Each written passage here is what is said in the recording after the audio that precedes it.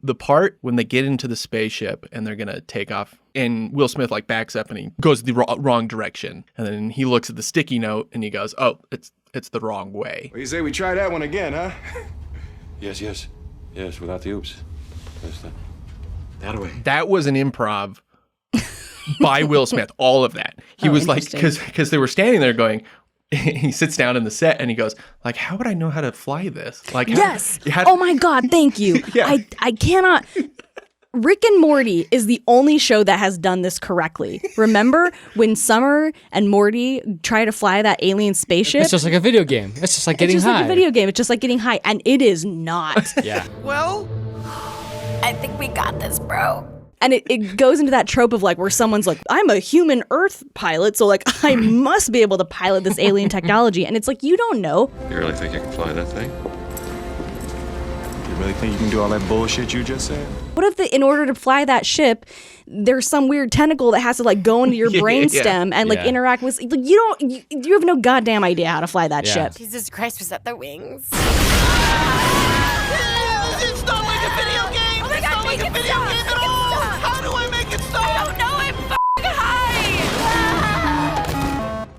high! Making stuff is hard, especially in the entertainment world, when there are millions of dollars on the line. We're going to talk about these disastrous, never-ending, and sometimes downright dangerous productions. This is The Shit Show.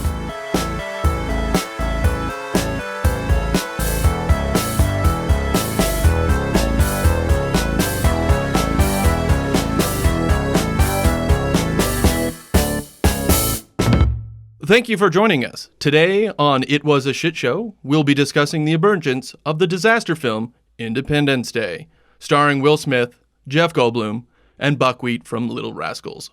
I'm Ian Fartswallow, and I'm joined by Clint Grover Hurtado. Hello. And Jenny Ray Diane St. Germain. Hello. That was good. Thank you. That was fun. That whole thing. Now, panel. Initial thoughts on the 1996 blockbuster. Now, I remember when I first saw it as a child. I thought to myself, damn, those aliens look freaky. I recall that this movie had a lot of themes about mortality and the existence of the human being on Earth, but then also potentially, life elsewhere in the universe, which I found to be quite fascinating. Yes, it definitely spoke to the themes of Earth versus aliens, yes. Yes, I very much agreed. Yes. Clint. I also like the fact that it brought in rural America with the one character, the one we talk about all the time. He's the crazy one now. Yes, the redneck character. Yes, and how he saved not only America, but the world. But first America. Yes. America first, right? Yes, America first. Yes, of course. Yes, the portrayal of many different classes and races of people was very, I appreciated the diversity in a film that, was created in an era where that wasn't as important or as focused upon in cinema. I also distinctly remember Data from Star Trek having autoerotic asphyxiation by one of the alien tentacles. That also yes, was I do remember him getting off. Yes, quite an Oscar-worthy performance. Now let's discuss the recent controversy of, is this film racist against aliens? That's a very complicated question, Ian. Clint? I'm gonna say I'm not going to walk into this trap. My field of expertise isn't in racism, unfortunately. It's more in blowing shit up and saying catchy phrases, catch lines, if you will, like "Welcome to Earth." I was under the impression that you were the president of the board of Humo-Alien Relations. Yes, they kicked me out for not actually knowing a goddamn thing about it. I tried to tell them that I was really more into explosions and sets being immaculately built to perfection, only to just be blown to smithereens. That's my area of expertise. This is the podcast now. Everybody deal with it. We do characters. Fuck you.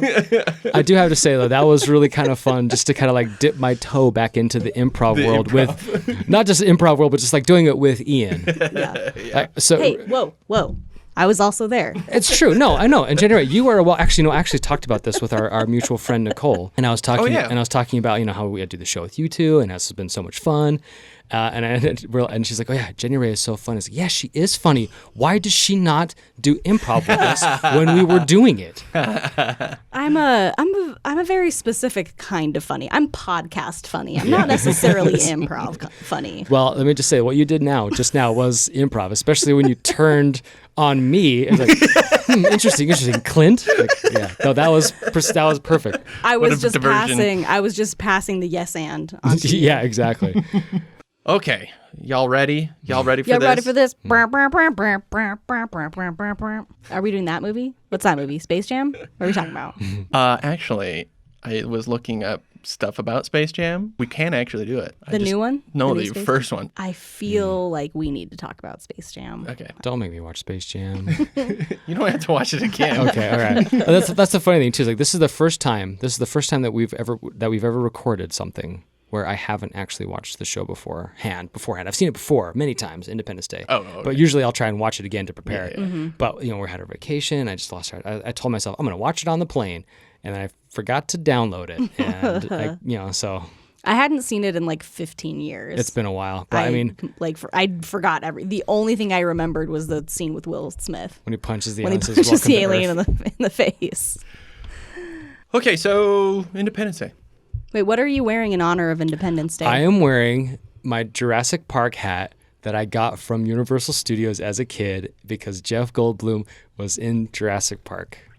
That's a good. That's all right. That's a stretch, but I'll take it. There will be something that will happen. Two things actually, and your hat will fit in just fine. Awesome, because I feel like Jeff Goldblum, he had a lot of success, or not a lot of success. I don't really know, but when he hit Jurassic Park, like I feel like for me personally, that's when he became a household name. Okay, listen, I had some moments watching Independence Day. Oh yeah, I was like,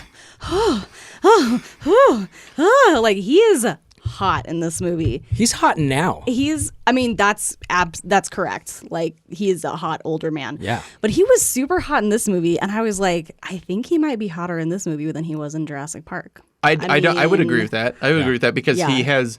In Jurassic Park, he kind of has a bunch of conversations, and then he's just kind of laying out. And in this movie, he's actually kind of like an active character, and you get to see, as you were swooning, his swagger at the end of the movie. Oh, he is like so fucking charming in this movie. Yeah. Like, oh god damn. My favorite Jeff good. Goldblum moment though is in Jurassic Park when they're on the helicopter and he's talking to Ellie and he does that whole like I love it. I love it so much. I love that Jeff Goldblum he's known for his speech, the way he speaks, and like it's something different.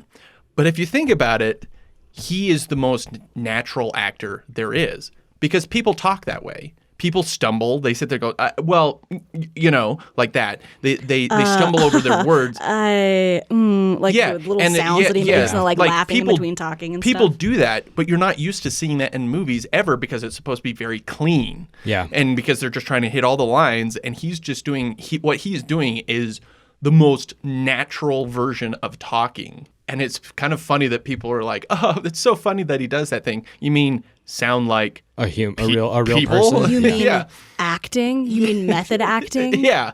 So I've always just like he's so good, obviously in this and everything. But I just think it's funny that his way of acting is just us. That's it. That's what we're like. Yeah.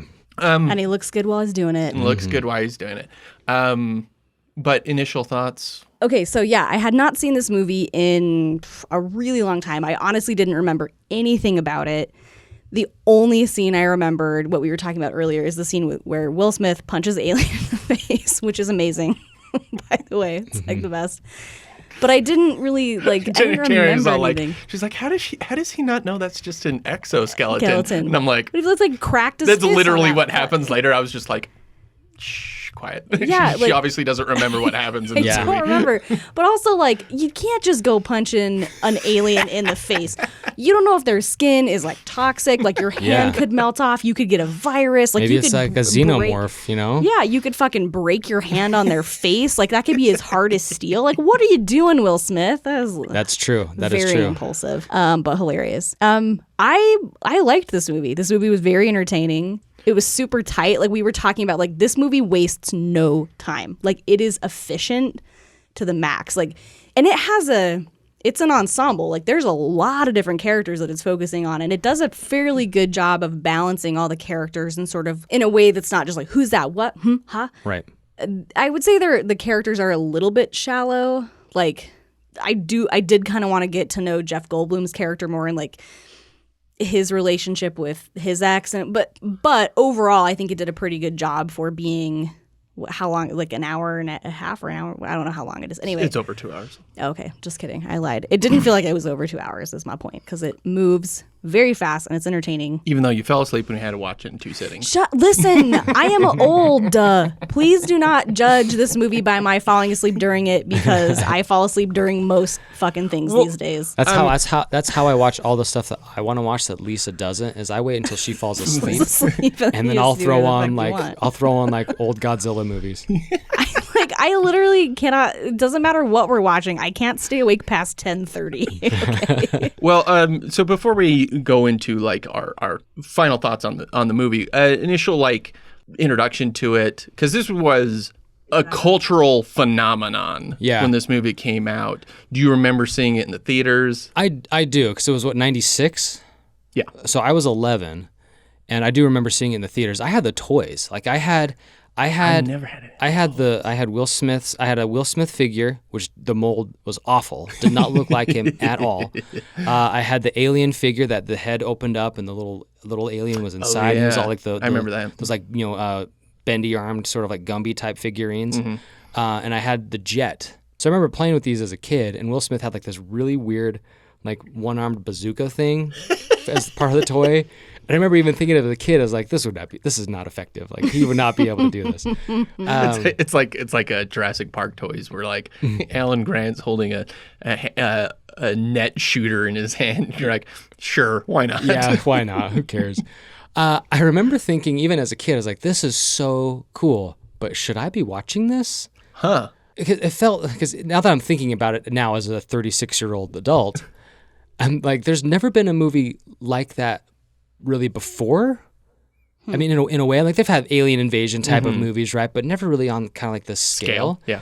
And I don't think there's really been anything like it since. Agreed. There's been disaster movies, sure. Like there's The Day After Tomorrow, 2012, all that other bullshit. Yeah. But nothing has ever really seemed to capture the imagination of not just 11-year-olds, but like their parents. And it's lasted, like its spot in pop culture is secure. I tell you, every single time where I'm on the show, I watch Bob's Burgers every single day, and like they're asking about who their favorite president is, and Gene goes, "Bill Pullman." Today we celebrate our Independence Day. Like that's a huge part of it, right? And the Welcome to Earth thing, Which is so funny because he actually says Earth. yeah. I mean, it's Yeah, it's lived on. It's here to stay. Yeah, it's for forever. I completely agree. Now, I never saw the sequel, but I heard it was just Yeah. it was just garbage trash. Yeah, it's terrible. I mean, I'll probably see it eventually. But I don't know why they feel like they have to reach back into history and be like, what was super successful and iconic, and like, let's make it's just like, no, just let it be what it is. Just let it. To be fair, they were trying to make a sequel as soon as after it came out, and it just became one of those things where they just never got around to it. Oh, and then was they it a kept shit trying show? and they kept trying. Yeah, we talked about it in our long delayed sequels. Long delayed sequels. Yeah. Now, granted, I haven't seen it in a long time. Guys, get at him. Yeah, At him. At him. I was like, you motherfucker. Normally, I'm the one who's like, I did not watch this movie, and I don't give a fuck. Don't at me. So this is one that I really did want to watch because when you said, "Oh yeah, we're gonna do Independence Day," I'm like, "Oh, that's a good movie." Yeah. So for me, I remember seeing it in the theaters. I remember being just like this huge event. I remember just people in the theaters just losing their shit, just getting so excited and flipping out at all these different scenes and cheering and I this is one of those movies that I kind of forgot how much is in my brain. Oh, yeah. And I know this movie like the back of my hand. And Jenny, we were watching it, and I quoted half the movie. Like, it was just random extras that would say something, and I know what they would say. And I was just constantly on top of it because this is like one of those movies I just absolutely loved. So, all right. So the origins of the film, it's not based on literally anything. It was a completely new idea. I mean, it's based on aliens. Yeah. Based on the idea. Existence of aliens. Well, I mean, it's soon to be a documentary, right? Yeah. That's interesting because remember we talked about Back to the Future, and how Back to the Future was a purely original idea. I mean, sure, time travel is an old idea, and alien invasion is an old idea, but this kind of, now that you say that, it's like, oh yeah, this kind of feels like in that same sort of vein. Yeah, and that's kind of short supply these days. So, where it came from was producer Dean Devlin and director Roland Emmerich. Ooh, I know that name. He makes all the disasters movies. Exactly. All the ones I was calling bullshit on? Mm-hmm. Yep. Oh. Yeah, that's right. All right. So they just finished, they were doing a press junket for their newest film that they just completed, Stargate. Stargate's one of those movies that was cool at the time. You watch it now and you're like, what the fuck? It's kind of weird. Anyway, so in that movie, like, it kind of alludes to the fact that some aliens built the pyramids. And so a reporter asks them at this press junket if they believe in aliens were built by, or believe that aliens built the pyramids. And this is what Dean Devlin said.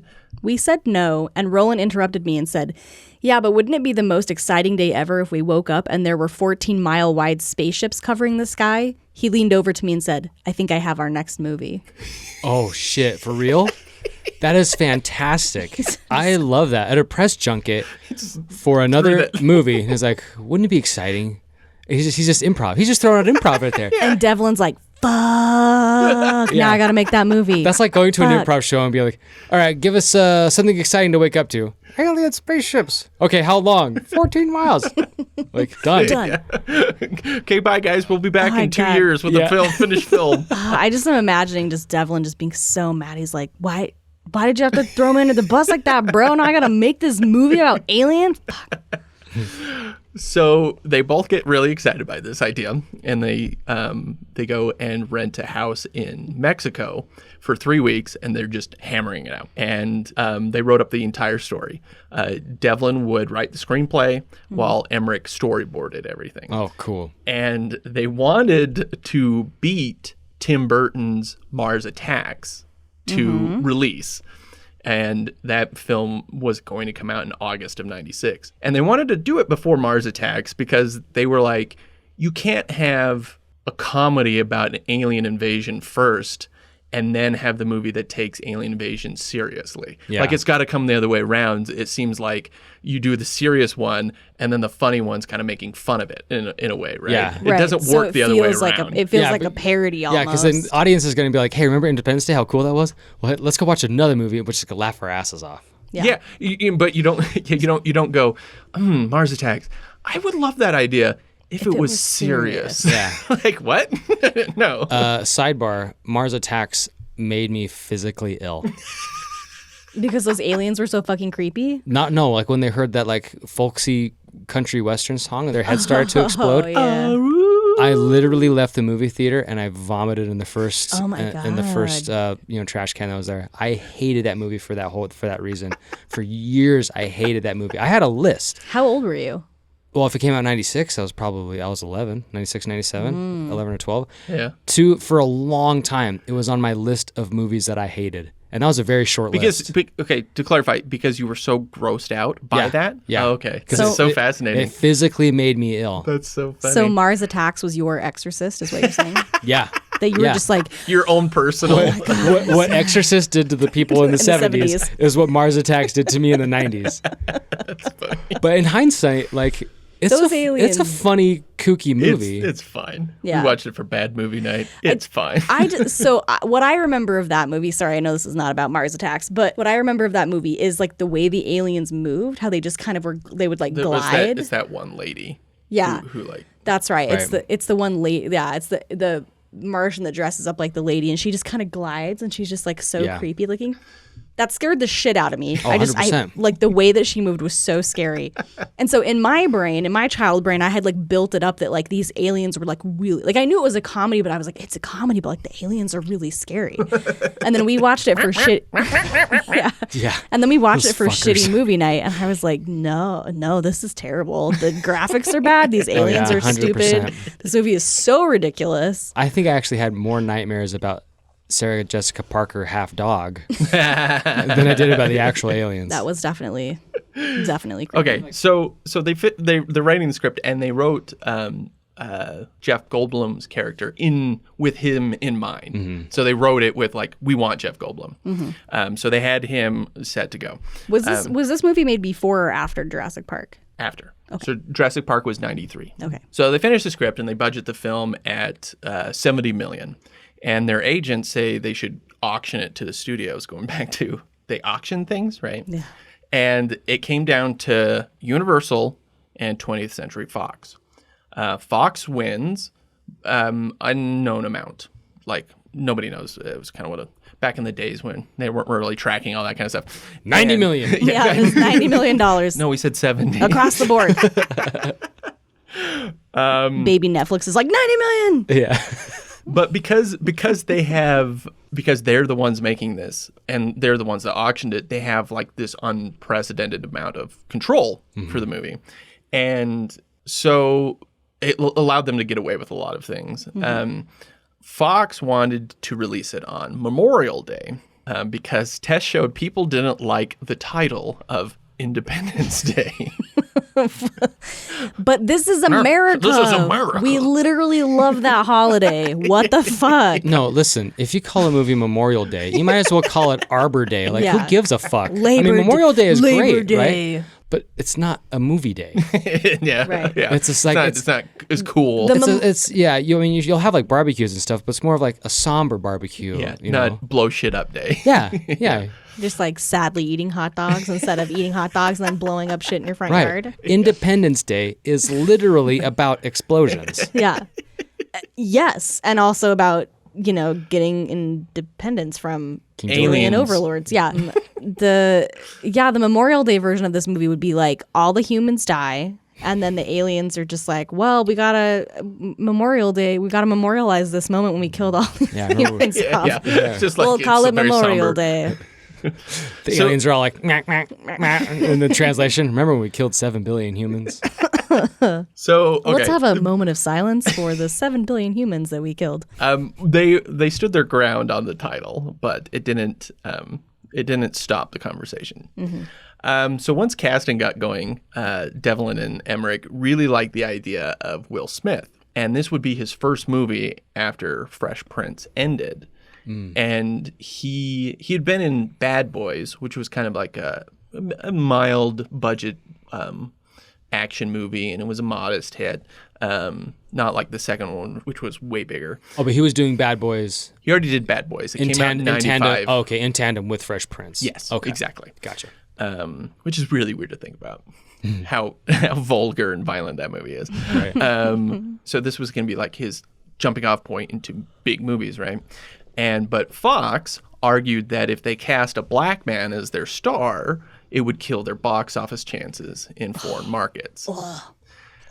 So They're like, oh, we're not racist. Just everyone else in is. the world is. Yeah. You guys, listen, we don't make the rules. We're just telling you that everyone's super racist. yeah, But we're fine. yeah, Nothing to do don't with look at us. us. Yeah, and so this fight goes on for quite a while, and Emmerich kept saying the star of the movie were the aliens. So it's like, what does it matter? Yeah. Like the whole point of this is that it's the alien invasion. It's not about Will Smith fighting or keeping us alive. It's Right. Whatever. You don't go to Jaws to see Quint. Well, you do go to Jaws to see Quint get eaten by the Rob shark, Schneider. but like you go to Jaws to see the shark. Yeah, exactly. Yeah. Even though you don't see him until the end. You go there for the premise. Right. Exactly. Not for the star. Yeah. Yeah. So you didn't go Jurassic Park to see Jeff Goldblum. I didn't go to Jurassic Park to see a bunch of kids get electrocuted by fences. Yeah. Right. I went to Jurassic Park to see a T-Rex eat a fucking lawyer off a goddamn toilet, Yeah, exactly. which was amazing, by the way. So finally, weeks before filming, they still haven't settled this. Emmerich tells Fox, if you don't cast Will Smith and Jeff Goldblum, they were going to take the film to Universal, the other ones they were auctioning. Oh, shit. And he was like, he made this threat and then he walked away from it, and it was kind of like, I actually have no idea if that's legally possible. Oh, after they've like done the auction and have actually bought it. Right? Yeah, He was because now just like- Fox kind of owns it. He was and just like bullshitting super hard. Exactly. Hoping that worked out. and it Man, it that's worked. some chutzpah. Yeah, and Fox was basically like, this is not worth the fight. So as Yeah. he's walking away from that, he's like going like, oh. And at the same time, Fox behind the other side of the door, they're like, oh, Yeah, we should do it. exactly. Yeah, Yeah. that's funny. He's Game of chicken. Yeah. He's there. The Fox boys were like, "Can he do that? Is that a call the lawyers?" They're like flipping through them. Like, "Ah, we don't know. Okay, Will Smith. Okay, you got it. Yeah, exactly. This is exactly how it went down. We actually don't know how this auction process works. It's complete nonsense." So now for President Whitmore, they wanted Kevin Spacey, from all our favorite Christopher Plummer movies. And I love Christopher Plummer. R.I.P. So, but at the time, the character of the president was kind of morally gray. Kind of a villain. You didn't know where his loyalties lied. Like if he was actually just trying to save his own ass, or he was actually trying to He save was like people. in cahoots with the aliens. Yeah, exactly. He's like, "Hey, you guys, like America, go America," and he's like, "You guys, if you don't kill me, I will give you the nuclear codes." yeah. But no, it was more like along the lines that he was just being a self-serving asshole, and he didn't care that other people died or whatever. Right. And then his arc ends with him actually in the original script getting into a fighter pilot or a fighter jet and going out and fighting. And so it was kind of like a twist that, or like a thing. It's like, oh, he is actually a good president. Right. And like, oh, he changed, like he's a changed man, or like he Exactly. decided like that he Yeah. cared about humanity. yeah. And so Kevin Spacey kind of fits that role pretty Right. well, actually. That would have been like a good redemption arc. Yeah. Yeah, but Bill So- Pullman already did that in Spaceballs. Yeah. You mean the Han Solo? Yeah. So they thought Spacey would be an easy, cheap get because he wasn't that big yet. And that they're like, this guy's going to win Oscars soon. And they should cast him now because he'll be cheap and he'll be a big star. And the Fox executives were like, Spacey, or one Fox executive was like, Spacey would never win an Oscar in his lifetime. We're not casting him. Whoa. Oh, damn. And then Spacey won that next year for Usual Suspects. Yeah. And then again in 2000 for American Beauty. So it wouldn't let him cast Kevin Spacey. So But he has space. It's in the name. It's Yeah. right in the name. Yeah. I mean, it's like obvious. the title card comes up, Kevin Space. E. So they cast Bill Pullman, and since Bill Pullman it doesn't exactly exude that villain type look or cadence. Oh, he's a Boy Scout. Yeah, exactly. Although, actually I was just thinking about this.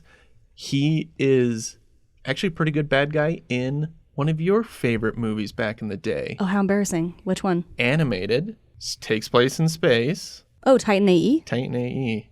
He turns out to be the bad guy at the end of that movie. I have seen that movie up to 800 times, and I Don't remember. 20 years ago, and I do not fucking remember anything about it. No, I just remember Bill Pullman actually being pretty good in that. Anyway, I'm gonna go watch it. So they soften Whitmore's character to be more likable and more of a character you're kind of rooting for. But because of this change, I think this is the line I pointed out in the movie, which might explain his really dickish line towards the end of the movie where or like halfway through or whatever, and he turns to Jeff Goldblum, and he goes, "Let's see if you can figure this out to see if you're just as smart as we all hope you are, or something like that. Whatever that really dickish line.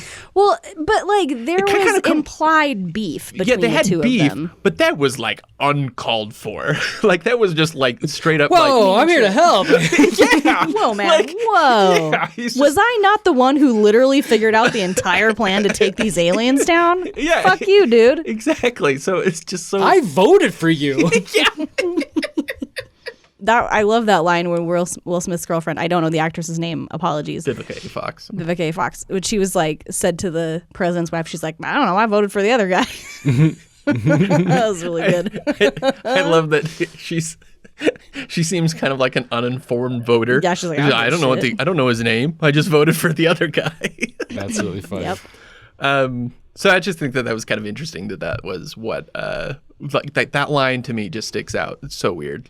But what was their beef though? Like, because that to me is that was one of those moments that I was talking about where it was shallow, where it's like, No, this actually kind of explained. Is it? Goldblum thinks that what's her name is having an affair with the president. Oh, because she went to go work for him before he was the president. She chose her career over him. And he's like, oh, you And must be fucking that guy. Because a woman couldn't possibly just want to have a good career. You piece of shit. God damn it.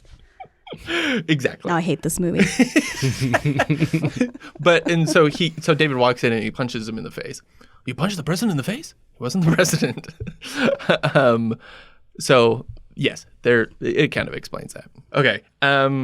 Now other casting, Lisa Jacob, who played Alicia, the daughter of Randy Quaid's Russell Casey.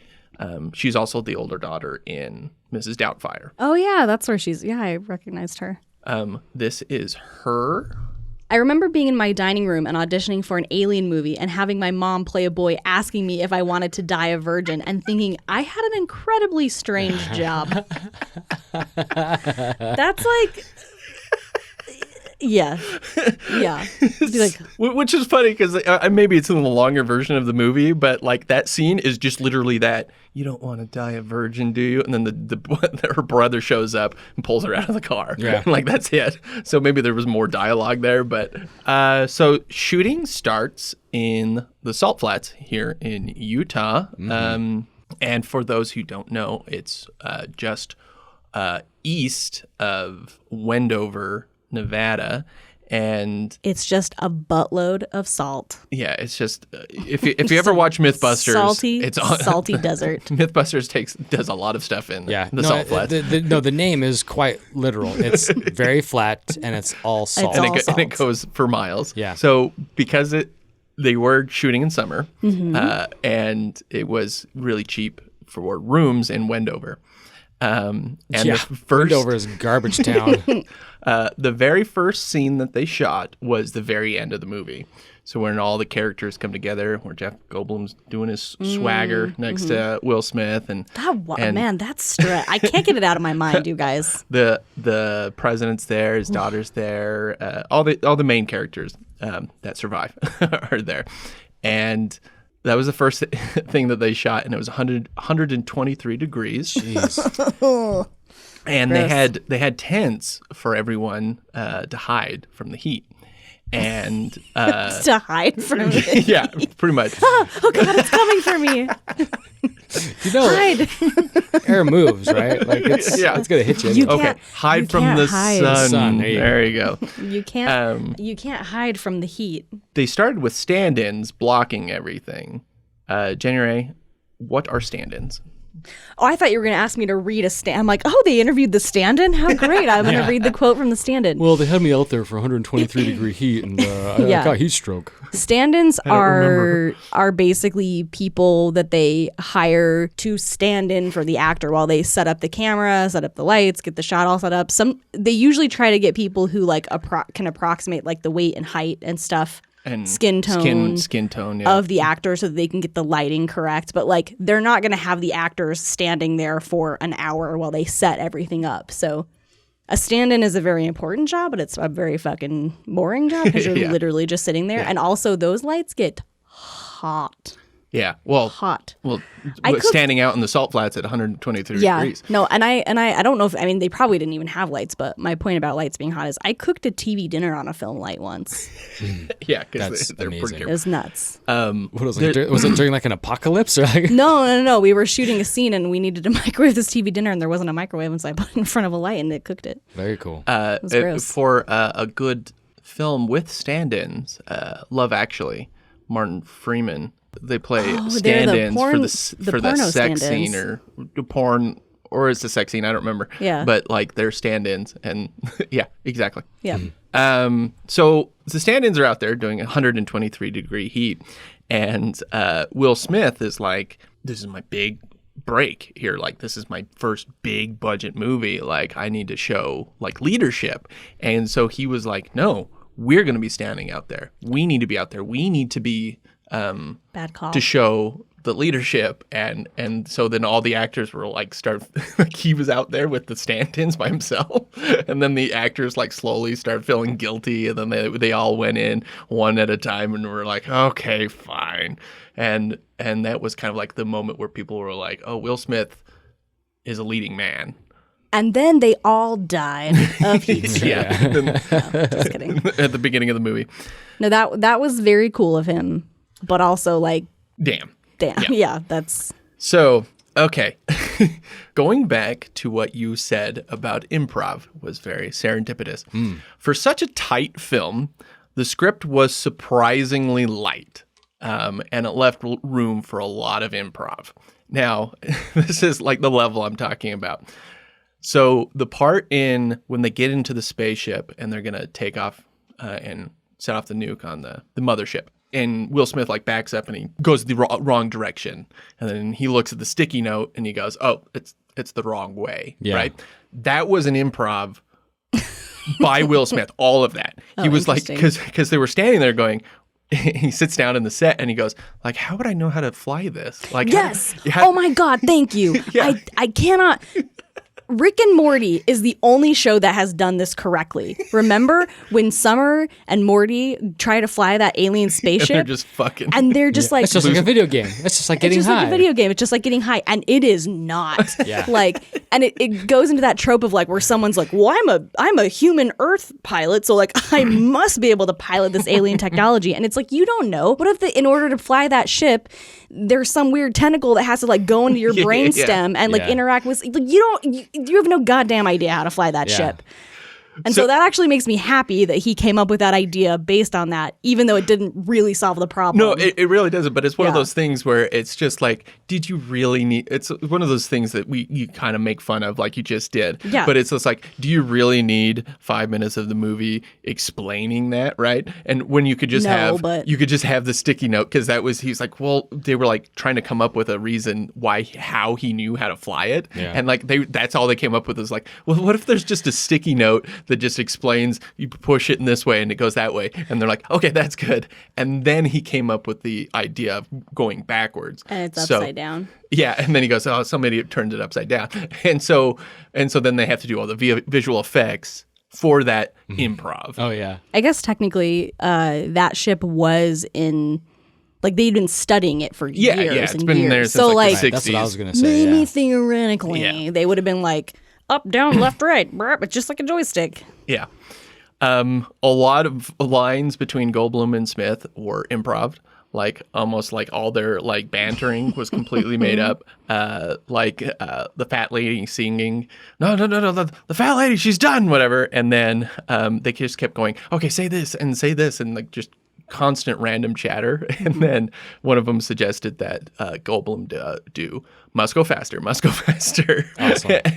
and which is from Jurassic Park. And he was kind of Yeah. like, well, I hope Spielberg doesn't get mad about this. Oh, I bet he loved it. Yes, he did. That's awesome.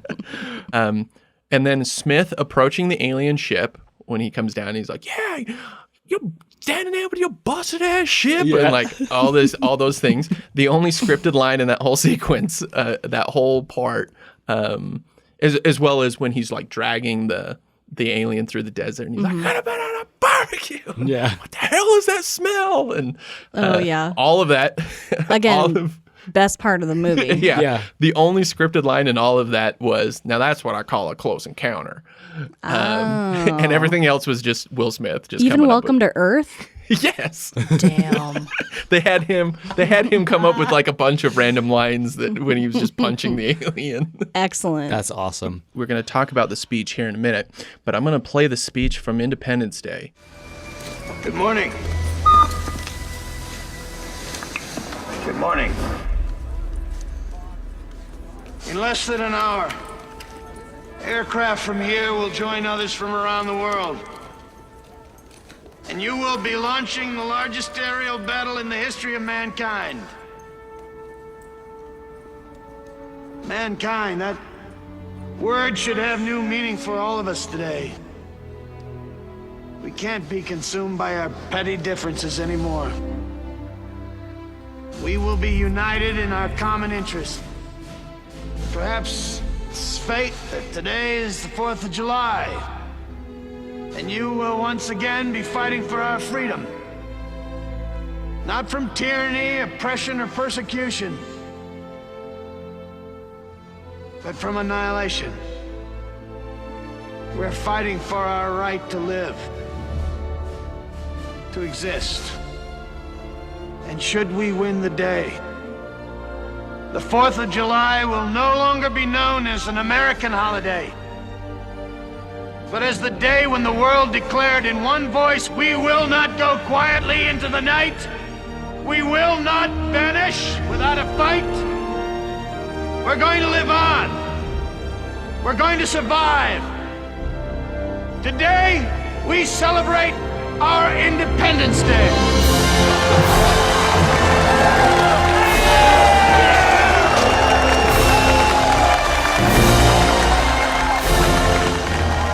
So that speech was written quickly by Devlin when they were in Mexico, and they were like he was just like originally they just had a placeholder for it. He just wrote he's like okay, just put him down some lines. This is cool ass Independence Day speech here. Yeah, exactly. Insert cool ass speech. Yeah, in parentheticals. Yeah. and he just wrote down a few quick lines, and then but he never got to Cool ass speech.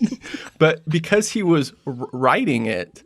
Or producing the film, he never got around to rewriting it. Oh. And so the day of shooting it, Oh God, Devlin was in his like production trailer, and they were told that they were about to start shooting it, and he was like, "Oh shit, I forgot to rewrite that." And he runs to set, and Pullman is already rehearsing the line and already like saying it to the extras. and Pullman's pacing back and forth, going, "Cool ass speech. Insert cool ass speech here. Insert that's cool ass what he's speech saying. here. Insert cool ass speech Yes. here." That would be And awesome. bracket. Yeah, that'd be an amazing battle cry. And the extras like were loving it. Like they were just like having so much fun, and because the extras were like into it, they just left it. That's his. Wait, so like that was just his fucking first pass draft of a cool ass speech? Yes. Well, And kudos to you, Dean and Devlin. so because You master of words, you wordsmith among men. apparently, and so they were like the only thing they added at the end of it was today we celebrate our Independence Day, because Fox was still trying to change the movie to Memorial Day. Oh, right? so it's like the same thing that they did with Ghostbusters, where like Exactly. people in the streets were chanting Yeah, Ghostbusters, like, well, exactly. we can't change it now unless he wants to shut down all of New York again. and so they were like their compromise was like, okay, let's just call it Doomsday. That was Fox was wanted to call it Doomsday. So Devlin and Emmerich, as soon as they finish filming this, they go and hurriedly edit it. And they put it together, and they put some music from Apollo 13 behind it, and sent to the studio to show how the line delivers. And the studio was finally like, okay, we can call it all Independence Day. I still don't understand why they'd be on the fence about that. I don't know. It's one of those things like now it's kind of weird because if you Google Independence Day, the first thing that comes up is the movie. Yeah, and not like the Declaration of Yeah. Independence. And not or like Independence Day. Yeah, or the the actual holiday. holiday. Yeah. It's just a big picture of Jeff Goldblum giving a thumbs up. And then still along with the improv thing, Pullman was like trying to get into character, and so he was listening to the CD of like 100 greatest speeches, and What the fuck is that CD? 100 greatest speeches? well, I mean, Martin Luther King, Yeah, JFK, you know, like I know. From Time Life. I know, but like where? Okay, sorry. I just. if you were cast as a president, I'm sure you would do your research, nerd. Yes. No, but like my point, I'm just like imagining him like it's like buying a CD that's like a Kids Bop CD. It's like 100 greatest speeches. He's like, Set to techno. it's a 10 disc volume set. I have a dream. Yeah. Have a dream. Yeah, it would be like that.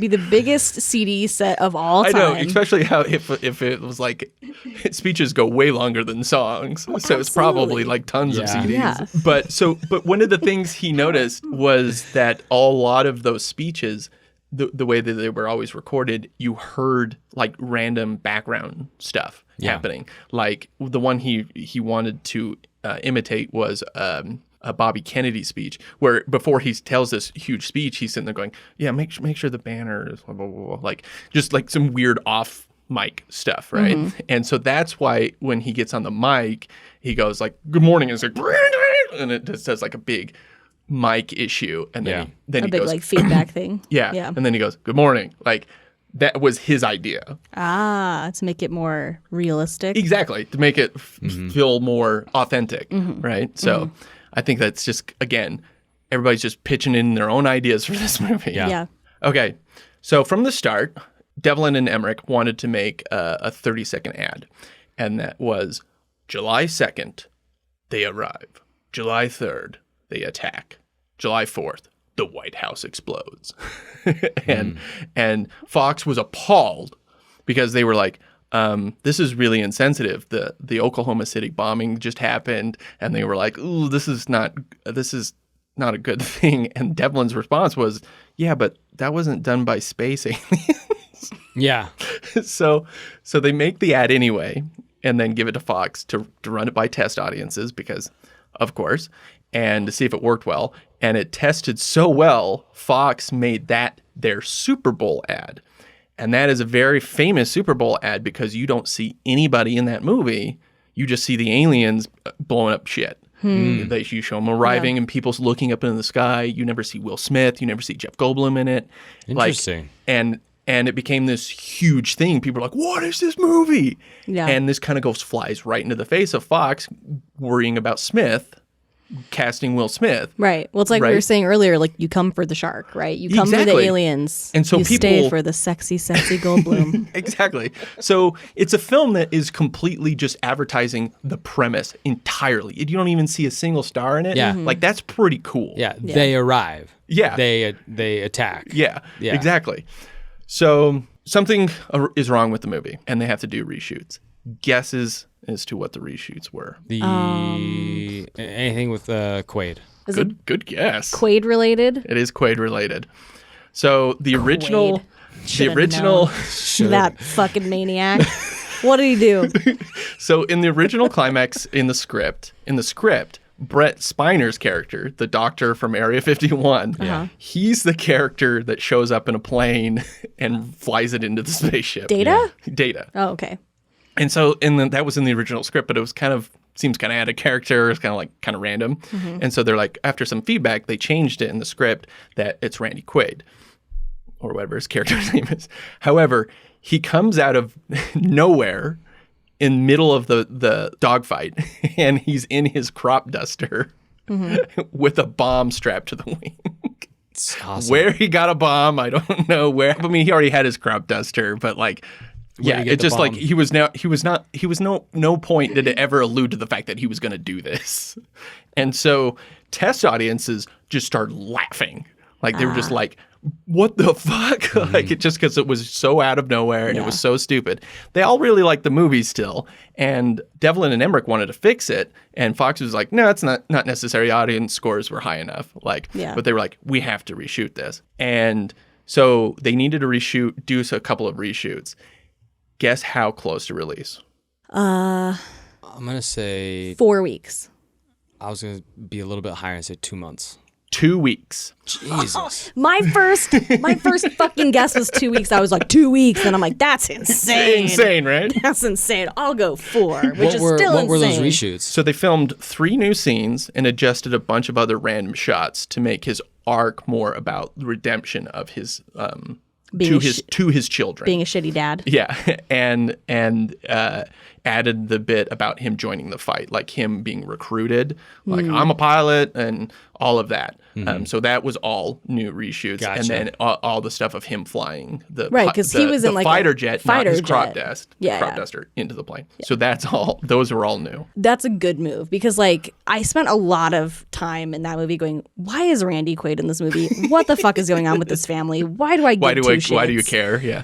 And then toward the end where they're like, we need, and you basically come to realize that, like, this character is a man who's in the Vietnam War who has PTSD. Yeah. And that's it's a little dark. Yeah. And that's why he's been obviously having, like, issues and, like, claiming to be have been abducted by aliens and stuff. And so it's kind of this, like, it's redemption in a lot of ways, right? Like, he kind of gets to go out in glory. Exactly. And, like, fighting for his country like he did Yeah. before. So, like, that's a super, super smart move because I for the first half of this movie, I was like, fucking Randy Quaid, what are you doing in this movie? Because he really adds nothing other nothing. than maybe picking up Will Smith in the desert, like, but that could have been Yeah. solved by anybody, means, right? Yeah.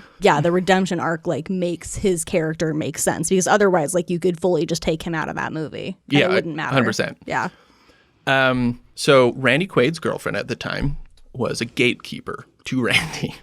When he was on set, everything was fine. But when they needed ADR and to do the reshoots, she acted like his agent. Like, she was the one that answered his phone, and she was just a difficult person. Like, no, you're going to need to pick him up. No, you're going to need to provide this stuff. No, he's only going to show up at like 12 p.m. Like, just being really hard. Like, Right. and the producers going like, what the fuck? Why are we not talking to Randy about this? And so as the press tour started, and this was pre the days when films would come out in countries differently. Now it's worldwide releases. And so they would go to each country to debut the film. And she was a total nightmare, breaking shit and just being a total, like, fighting everybody. Damn. And so it got bad enough that Fox... A woman truly worthy of Randy Quaid. Yeah, no. He knows how to pick him. It got bad enough that Fox kicked him off the tour. Oh, shit. And Devlin was really sad about that because he's like, Quaid was an absolutely wonderful person during the original shoot. And so he felt really bad about it. When asked to comment about this is what Randy Quaid said. There was no press tour. Independence Day didn't need a press tour. Didn't happen. But nice try. I really hope that the twist of this story is that Randy Quaid was pretending to be his own insane girlfriend and it was just him the whole time.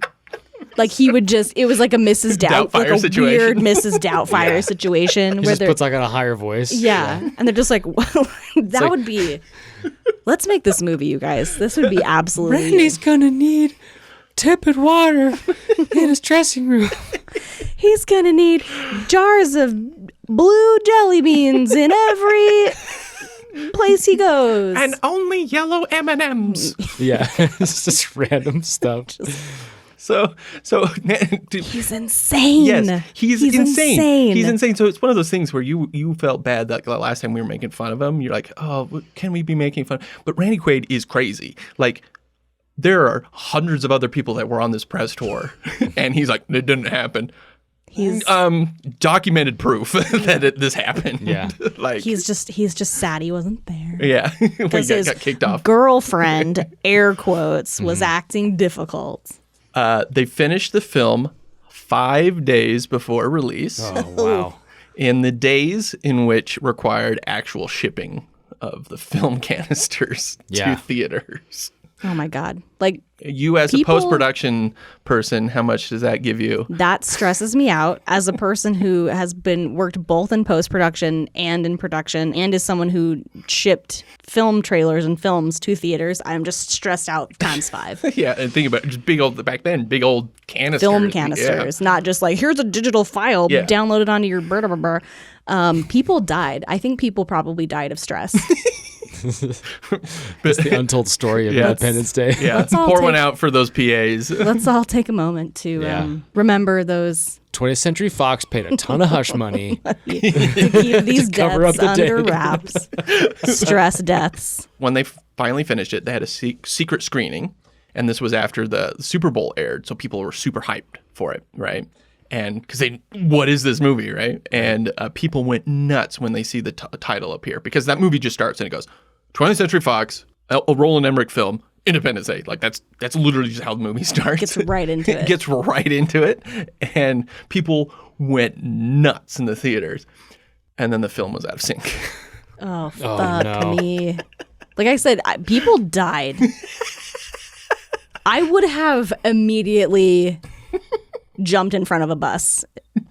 I would have just been like, and I'm done. Good day.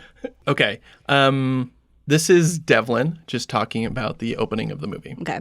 I'll never forget that in Westwood, our movie was opening on the same day as a film across the street, a John Turteltaub movie, Phenomenon. I look at the line, and the line is 5 blocks long. You had to have been in this line a long time. I look at the front of the line, and the 4th or 5th person in line is John Turteltaub. Oh my God. So John Turteltaub's like, I already seen that fucking movie. I don't need to see that movie. That movie's a piece of shit. I want to see this. This looks way more interesting. So wait. John Turteltaub, director of Phenomenon, Yes. was opening up across the street. Right. He was not in line for that movie. He was in line, 5th in line for Independence Day. Yeah. That is amazing. Like I said, he's just like, I've already seen that piece of shit. I don't need to see that I again. remember Phenomenon. That was a good movie, too. I like that movie. Yeah. It's a good one. So at the time, the film claimed to have 3,000 visual effects shots. Right. To give you an idea, one of the biggest ones was Infinity War, Avengers Infinity War, and that had 2,900 visual effects shots. And that is a crazy expensive movie. Mm-hmm. Independence Day does not have 3,000 visual effects shots. Most of that movie is not actually all that much visual effects at all. So later, some nerd on the internet was like, well, actually. It's 700. They brought it down to 700. Some Clint on the internet. Clickety-clickety-clickety. No, not true. I have watched this movie and counted, and there are only 792. And a fun Easter egg, the explosion of the spacecraft, after Quaid flies into it, is the Empire State Building explosion. When the spaceship blows that up in New York, it's that turned upside down and turned blue. So if you look at it, it looks just like the Empire State Building when there it you blows go. up. Okay, some taglines that wouldn't work today. We've always believed we weren't alone. On July 4th, we'll wish we were. So stupid. That's dumb.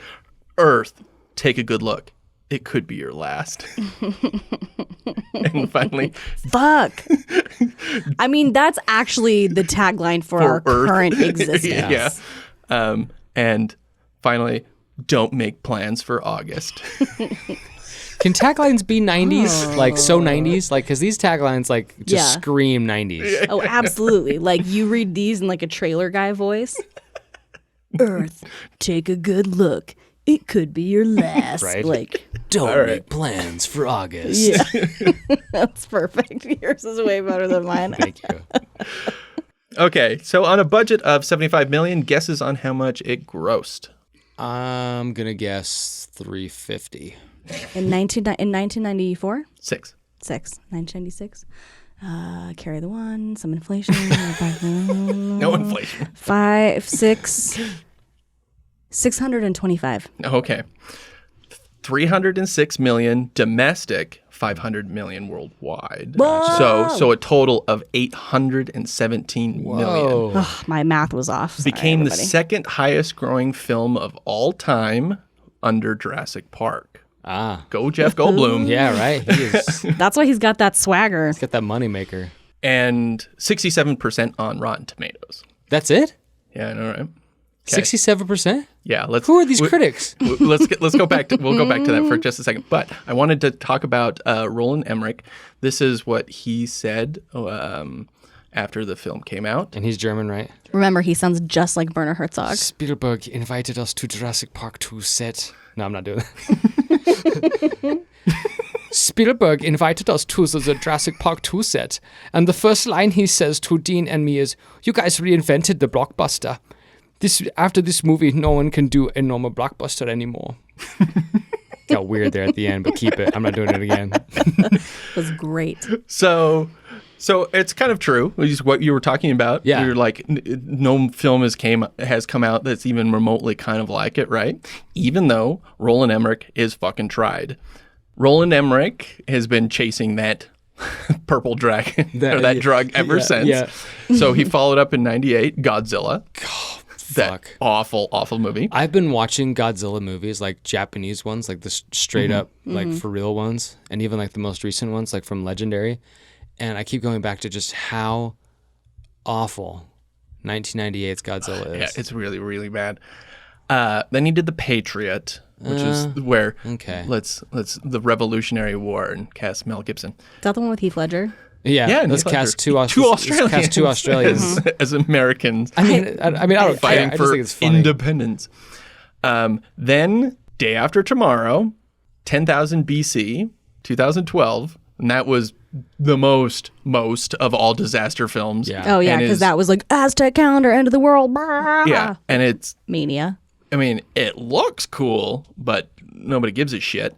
And then he finally decided to dial it back a little bit, and he did a movie called Anonymous, which is about someone who was writing for William Shakespeare, that he was a ghostwriter for Shakespeare. Oh, I remember that movie. And then Decided to take it back a notch. That's a lot of notches. yeah, right. And then he follows that up with White House Down with Jamie Foxx and Channing Tatum. Channing Tatum. Yes, I have to and it's think- like all about the DC being just like blown up. And then Independence Day Resurgence, which was fucking terrible and unmemorable. And then next year he comes out with Moonfall, where the moon is going to crash into Earth. So he really likes destroying shit. Yeah. Yeah. He hates Earth. He really really hates it here. I don't like it. Blow it up. Nothing good has ever happened to me here. Nobody likes my movies. To be fair, a lot of these movies were very huge. And he's, an interesting fact, he's an openly gay director, which is... Oh, well, now I feel bad that we mocked his accent. I mean, That still- I have no idea if it's actually still his German. accent. Yeah, that's not my gay German accent. That's just my German accent. What is your gay German? No, don't do it. I mean, I don't know. It might just sound the same. Yeah, it's the same thing, Jenny Ray. Jesus. Oh, such shit. stereotype. I have Shit, two you German guys. accents. I have just the one I did, and then I have my angry German accent. Yeah, But that's the only two that exist. And Okay. Werner Herzog, which is like a whole other Yeah, it's universe its of own an thing. accent. that's just Werner Herzog. Yeah, that's just him. So, the 67%, was it worth it? Yeah, I'm gonna go watch it right now, and I'm gonna be like 67%. You sons of bitches. He's got to go write some angry Reddit threads. I know, later. right? Yeah, Sending death threats to a reviewer from 96. right. It's like this 80-year-old man who's like, "What's this in my inbox?" Almost 30 years later, and I'm finally just Yeah. like, you jerks. That's as strong as the language gets. Yeah. You jerk. absolute nincompoops. Yeah. How dare you, sir? Independence Day is a gall darn treasure. And I can't believe you didn't give it You 2 thumbs up. lint lickers. Clint writes the nicest death threats of all time. I know, Anyway, right? sir. Yeah. I'm so mad at myself for not rewatching this movie for this show, because I think about this was a huge part of my childhood. I really, really liked this movie. And I saw it hundreds of times, I'm sure. So was it worth it? I think so. I mean, like I said before, there's never been a movie quite like it, and there's never been a movie since then. Because it had so much going for it. It had comedy, it had heart, it had sci-fi, it had action. It knew what it was, but at the same time, it didn't really know what to be in a way. Because it was a disaster movie, but it was there's some elements of, the old alien invasion movies, War of the Worlds type shit. But then you got this sense of, yeah, I'm proud to be a human. It was a real a bolster of your human pride, right? You're going to go on record, say that you're pro-human? I am pro-human. Yeah. That's a bold statement. Yeah, I'm pro all human. That flies in the face of everything Roland Emmerich believes, apparently. I know. He's He is very anti-human. yeah, he's pro aliens destroying shit Pro and destruction. giant stupid looking lizards fucking up New York. I would say it's worth it based on Goldblum swagger alone. Yeah. And then also, sounds like it was a star-making role for Will Smith, which I think is a pretty big deal. Yeah, and I feel like after that, it gave him the freedom to do raps for every other movie that he was in. Yeah, exactly. But yeah, I mean, it seems like and like just the impact that it's had on pop culture. Like there's so many just references all over the place all the time. That speech is like iconic. Yeah. Anyway, No, so yeah, seriously, absolutely. Like it's one of those movies that just kind of like wormed its way into the zeitgeist and continues to. And that's probably why they were like, oh, we don't care if it's 20 years later, we're gonna do a sequel, which like bad idea. But it's because they were like you're trying to like recapture something like this moment that happened. You know. When people ask me who my favorite American president is, I say Thomas Whitmore. Yeah. And then they have Bill Pullman. most people would be like, yeah, he's a good one. Yeah. 42nd. Right? Yeah, I mean, I think my dad voted for him. So sometimes I'm kind of like on the fence on some of these things that we watch, and obviously some of them we talk about classics, and I will firmly put this in classics category. I think this movie is unequivocally awesome. It holds up extremely well. Yeah. It is very entertaining. It does almost everything right. And you were kind of talking about this at the beginning about there's a lot of characters in it. And one of the biggest things that the reviews were saying is that the characters are pretty paper thin.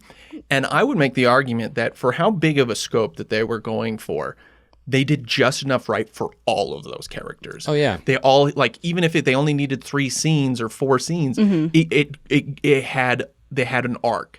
And that's all you really needed, because the spectacle is Earth. It's the humans versus the aliens. It doesn't need to be this, what is the president thinking? Even then, I would say the president stuff is actually incredible screenwriting, because there's a thing like Lessons from the Screenplay says you need to torture your protagonist. And President Whitmore goes through the fucking ringer in that movie. He starts out and people are like, ooh, he's a bad president. He's not very good. He's kind of foolhardy and like he's not doing enough. And then he's given a situation that God knows what we would do with the alien invasion, right? Oh, yeah. And then he's like trying to be a good president, telling people trying to be safe. And then fucking everybody dies. And he's sitting there like grappling with that going, oh my God. And his wife dies. And then his wife comes back to him. He thinks his wife is dead, comes back. She dies. So he gets like one moment with her. So he's like, oh, I got her back. And then she dies. And then like that, they're so mean to him. And it's just, you go for it and you're with him the whole fucking way. And Will Smith is fucking charming and so much fun. And Jeff Goldblum is just his best. And I love that they decided that like the person that needed to accompany Jeff Goldblum on his journey was like his dad. And oh my God, just to make it like just really hilarious and awkward and annoying. Well, that's why I was actually thinking about it. It's kind of sad that you didn't watch it again, because I forgot like Judd Hirsch's character is kind of, for me, kind of stole that movie. Yeah. Like his whole shtick, like all you need is love. John Lennon. Yeah. Shot in the back. Very sad. Right. Or like they're having like serious like scientific discussions about like aliens, and he's just like throwing in like dad comments, and you're just like, Dad. Just this Jewish dad. Like you're I can't just believe like, I'm meeting the president. You're just look like at me. cringing. I look like a schlemiel. Yeah. You're just cringing on behalf of Jeff Goldblum that his fucking dad is there. No, he was great. And I mean, actually, like even that character got an arc where he was having a crisis of faith where he wasn't wearing his yarmulke, and he's like, I haven't prayed since your mom died. And then you see him wearing the yarmulke and like praying with everybody like before the thing. It's like, oh shit, they even gave like this random side character like an arc moment. I'm not Jewish. Nobody's perfect. Yeah, that was a good moment. No, it's just, it does everything right. And to me, there's a lot of little things in there that I really noticed watching it again, was that how much there was focus on complete nobody extras. How many people are just staring at the sky? How many people you see die? Like the or even the stripper who goes up on top of the building and she's like, aliens, and then she dies, and then Goldblum's coworker, and even that there's that fucking guy filing He's like in New York and he's just like filing in a filing cabinet and he looks out the window as the flame comes through and it like blows him out. I remember that. We were just, like, why go home? Yeah, why are you still filing? That paperwork does not need to be filed, sir. Yeah. He died doing what he loves. Yeah, exactly. Filing papers. Accountants. Yeah. And just like I think it had just so much of that kind of stuff that kind of really made you feel like this was worldwide. This was just everybody was suffering, and I think there was just enough of that balanced out with just some great humor, and it just rode this perfect line between this is fucking terrible and this is so much fucking fun. And yeah, the end of that movie just fucking rocks. Like you're just like yeah, and promised you fireworks and. So I think it's crazy to me that Roland Emmerich made all those other movies and not one of them could even hold a candle to that. Yeah. And it's almost like it's some weird happy accident. At the right time, he had just the right actors for the job and the right amount of control, I guess, or not control, and all that improv that kind of made the movie better and gave it little nuances. Did he work with Dean Devlin on all those other movies? Yeah, Dean Devlin pretty much produced almost everything. Okay, because I was gonna ask if maybe he was the missing link or the missing ingredient, but it sounds like not. No. So it's just I don't know why that is, but if you've never seen Independence Day, watch it. It's what the great. fuck are you even doing? Right. It's with fantastic. Your life? And going back, I after watching it and I was quoting like the whole thing, I was kind of like, I should put this on my list of favorite films ever because it's like one of those we kind of forget about. Yeah. But damn, that movie's good. It's always there. It's like always in the back of your mind. Yeah. It's anytime you hear President's speech, you just hear President's speech and you're like, Whitmore. Yeah. Today we celebrate our independence. Yeah. And you think that every Independence Day. Yeah. I think it's safe to say that Ian feels like this movie was definitely fucking worth it. So, thank you, panel. Thank you. This was an enlightening conversation. I've learned more about alien racism than I thought I ever would. Thank you for joining me, and this has been another edition of It Was a Shit Show. And as always, throw your shit where it don't stick.